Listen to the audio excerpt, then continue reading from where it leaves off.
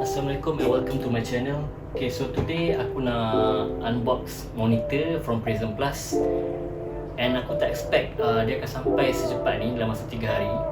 Okay, so let's unbox.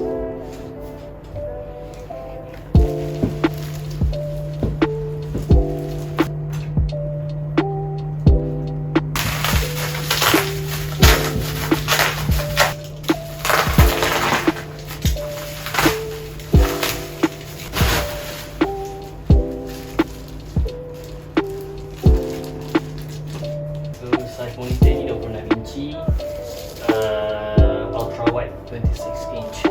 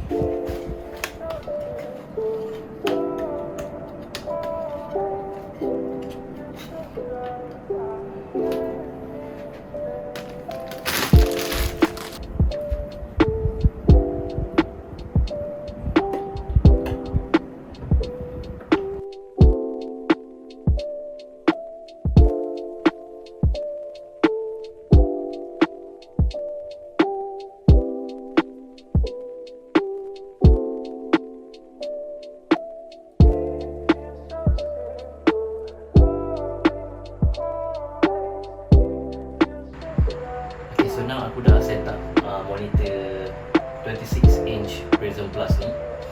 Okay, aku akan review, cuba guna dulu dalam masa seminggu, dan aku akan review on my next video. Okay, so setakat ni aku guna stand original Prism Plus lah, stand yang asal dia bagi. Okay, so aku ada order monitor arm. So senang aku nak cover lah nanti. So aku akan unbox juga pada next video. Okay, I think that's all from me. Jangan lupa subscribe, like and share. Comment down below if any question. Okay, I see you guys on my next video.